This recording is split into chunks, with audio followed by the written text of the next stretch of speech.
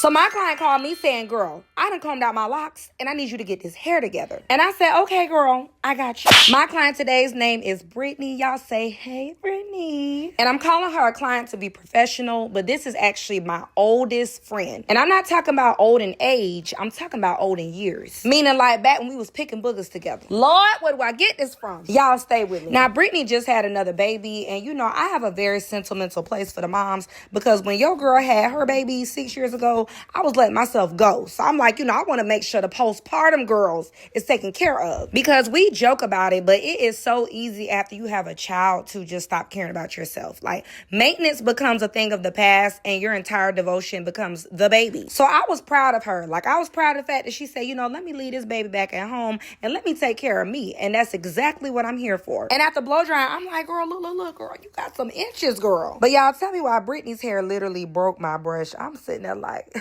Lord, what I done got myself into? Is it worth it, child? But you know what? After looking at that hair, I'm like, you know, we can do this. Like, stay strong. You got this. So then I proceeded to do my usual technique, and I put on a good heat protectant. I pressed out them roots. Y'all see that smoke? That's that product interacting with that heat. And I got to work. I got to silking out that hair. But mind you, this is hair that has not touched heat. This is all hair that grew within the dreadlock. So I knew that it was going to be a hard job flat ironing. Like, this was not going to be a standard silk press. But again, I wasn't worried. I'm like, you know, I'm going to get this hair together. Like, me and this hair not finna fight each other. And then after a good flat iron came the hard part. And that was me telling my girl, like, okay, I know you're used to looking at these inches right now, but we going to have to cut this hair. I was kind of giving her an idea of, like, what would be the best length to cut off. Because, again, with this black cape, it's hard to tell. But I'm like, girl, we going to have to, like, you know, we have to bring that up a little bit. You know, we're going to have to cut some of that down. So I was like, let me go ahead and flip this cape inside out because I need y'all to see that I'm really not cutting that much. Like, you can actually see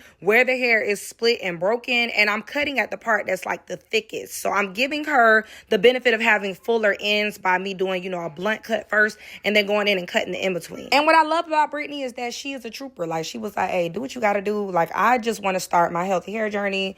Get me there. And seeing as how I've been doing her hair since we've been in the sandbox, I'm like, girl, you know, trust me, I'm gonna make sure that you come out right. Then after completing the cut, I went in and put in some chunky curls and I set the hair with some hairspray and I'm like, all right, it's coming together. Let me see.